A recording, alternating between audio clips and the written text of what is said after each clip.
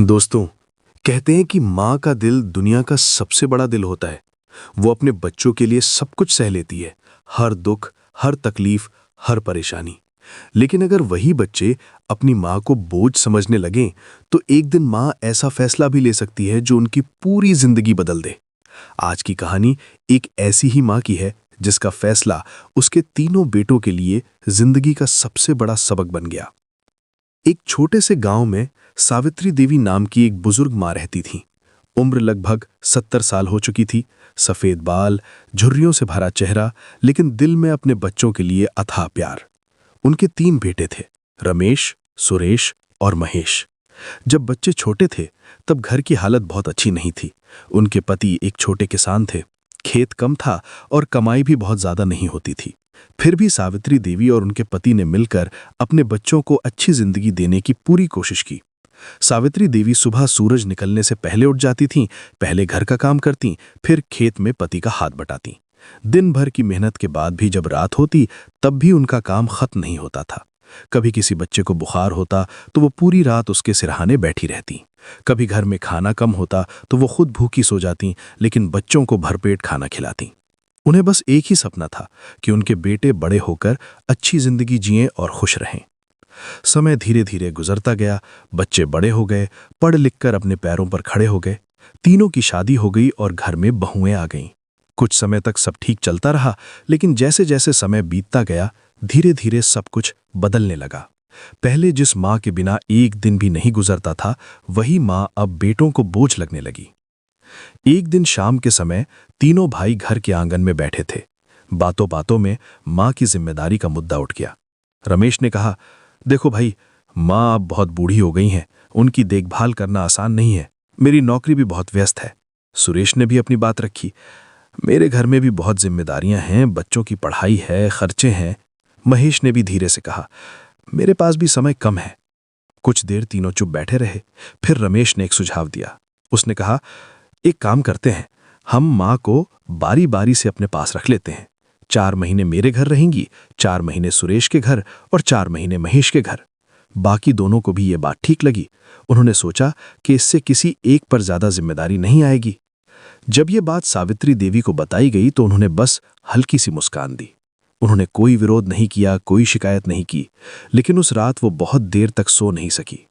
उनकी आंखों के सामने बच्चों का बचपन घूम रहा था। उन्हें याद आया जब रमेश छोटा था और स्कूल जाने से रोता था तो वो उसे गोद में उठाकर स्कूल छोड़ने जाती थीं। सुरेश पढ़ाई में कमजोर था तो वो रात रात भर जागकर उसे पढ़ाती थीं। महेश सबसे छोटा था और माँ का सबसे लाडला भी। उसकी हर छोटी बड़ी इच्छा सावित्री देवी पूरी करती थीं। आज वही बच्चे उन्हें बोझ समझने लगे थे। उनकी आंखों से चुपचाप आंसू बहने लगे, लेकिन उन्होंने किसी से कुछ नहीं कहा। सबसे पहले सावित्री देवी रमेश के घर रहने गईं। शुरू शुरू में सब ठीक था, लेकिन धीरे धीरे बहू का व्यवहार बदलने लगा। वो अक्सर कहती, माँ जी, हमें भी अपने काम होते हैं, हर समय आपकी सेवा करना आसान नहीं है। कभी खाना देर से मिलता, कभी उनसे ठीक से बात भी नहीं की जाती। सावित्री देवी सब कुछ चुपचाप सहती रहीं। 4 महीने पूरे होते ही उन्हें सुरेश के घर भेज दिया गया। वहां भी स्थिति ज्यादा अलग नहीं थी। सुरेश की पत्नी अक्सर कहती, माँ जी, आप अपने कमरे में ही रहा कीजिए, बच्चों को परेशान मत कीजिए।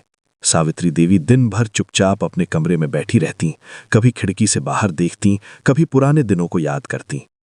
फिर 4 महीने बाद वो महेश के घर चली गईं। महेश पहले माँ से बहुत प्यार करता था, लेकिन शादी के बाद उसका व्यवहार भी बदल गया था। अब वो भी माँ से ज्यादा अपनी पत्नी की बात मानता था। सावित्री देवी को अब साफ समझ आ गया था कि उनके बेटों के दिल में उनके लिए पहले जैसा प्यार नहीं बचा। पूरा 1 साल इसी तरह गुजर गया। सावित्री देवी हर 4 महीने बाद अपना छोटा सा बैग उठाकर एक घर से दूसरे घर जाती, जैसे वो कोई इंसान नहीं बल्कि एक जिम्मेदारी हो जिसे निभाना जरूरी हो। एक दिन सावित्री देवी गांव के एक छोटे से स्कूल के पास से गुजर रही थीं। वहां कुछ गरीब लड़कियां पढ़ रही थीं। स्कूल की हालत बहुत खराब थी, छत टूटी हुई थी और कमरे भी बहुत कम थे, लेकिन उन लड़कियों की आंखों में पढ़ने की एक चमक थी, एक सपना था। तभी एक छोटी सी लड़की उनके पास आई और बोली, दादी आप बैठ जाइए। उसने उन्हें पानी दिया और मुस्कुराकर उनसे बात करने लगी। उस छोटी सी लड़की का सम्मान और प्यार देखकर सावित्री देवी की आंखें भर आईं। उन्हें लगा जैसे किसी ने बहुत समय बाद उन्हें सच्चा अपनापन दिया हो। उस दिन सावित्री देवी देर तक स्कूल में बैठी रहीं। उन्होंने शिक्षिका से बात की, तब उन्हें पता चला कि स्कूल को जमीन की बहुत जरूरत है ताकि वहां नए कमरे बनाए जा सकें और ज्यादा लड़कियां पढ़ सकें। उसी दिन सावित्री देवी के मन में एक विचार आया। उनके नाम पर गांव के पास एक जमीन थी। वही जमीन उनके पति ने उनके नाम की थी। तीनों बेटों की नजर उसी जमीन पर थी। वे अक्सर कहते थे, मां जमीन हमें दे दीजिए, हम उसे बेचकर पैसे बांट लेंगे। लेकिन इस बार सावित्री देवी ने कुछ और सोच लिया था। एक दिन वो चुपचाप शहर गईं और एक वकील से मिली। वहां उन्होंने अपनी पूरी जमीन उस गरीब लड़कियों के स्कूल के नाम दान कर दी। सारे कागज तैयार हो गए और जमीन अब स्कूल की हो गई। कुछ दिनों बाद ये बात तीनों बेटों को पता चल गई। वे गुस्से से भर गए और तुरंत मां के पास पहुंचे। रमेश गुस्से में बोला, मां, आपने ऐसा क्यों किया? वो जमीन तो हमारी थी। सुरेश ने भी नाराज होकर कहा, इतना बड़ा फैसला लेने से पहले आपने हमसे पूछा तक नहीं। महेश भी गुस्से में था। सावित्री देवी शांत बैठी थी। उन्होंने धीरे से कहा, जब तुम लोगों ने यह फैसला किया था कि मुझे बारी बारी से अपने घर रखोगे, तब क्या तुमने मुझसे पूछा था? तीनों बेटे चुप हो गए। सावित्री देवी की आंखों में आंसू थे, लेकिन आवाज मजबूत थी। उन्होंने कहा, तुम लोगों ने मुझे मां नहीं, बोझ समझ लिया। लेकिन उन गरीब लड़कियों ने मुझे दादी कहकर सम्मान दिया। इसलिए मैंने फैसला किया कि मेरी जमीन उनकी पढ़ाई के काम आएगी। फिर सावित्री देवी खड़ी हुई और बोली, अब तुम लोग इस घर से चले जाओ। तीनों बेटे हैरान रह गए। रमेश बोला, मां, ये घर तो हमारा है। सावित्री देवी ने कागज दिखाते हुए कहा, ये घर अभी भी मेरे नाम पर है और इस घर में वही रहेगा जो मुझे सम्मान देगा। तीनों बेटे शर्म से सिर झुकाकर वहां से चले गए। कुछ महीनों बाद उस स्कूल में नया भवन बनना शुरू हो गया। वही जमीन अब स्कूल का हिस्सा बन चुकी थी। सावित्री देवी रोज वहां जाती। लड़कियां उन्हें घेर लेती, उनसे बातें करती, उनसे आशीर्वाद लेती। कोई कहता, दादी हमें कहानी सुनाइए। कोई कहता, दादी हमें पढ़ाई में मदद कीजिए। अब सावित्री देवी के चेहरे पर फिर से सच्ची मुस्कान लौट आई थी। उन्हें पता था कि उन्होंने सही फैसला लिया। दोस्तों, इस कहानी से हमें एक बहुत बड़ी सीख मिलती है।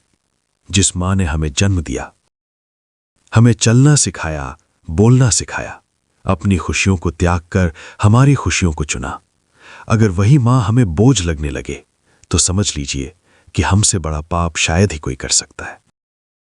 क्योंकि सच यही है कि जिसने हमें जिंदगी दी, उसका अपमान करना दुनिया का सबसे बड़ा पाप है। दोस्तों, अगर ये कहानी आपके दिल को छू गई हो तो वीडियो को एक लाइक और चैनल को सब्सक्राइब जरूर करें। हम आपके लिए ऐसे ही दिलों को छू लेने वाली कहानी आप सबों के लिए लेकर आते रहें। तो मिलते हैं एक और कहानी के साथ। तब तक आप अपना और अपने माता पिता का ख्याल रखें। नमस्कार।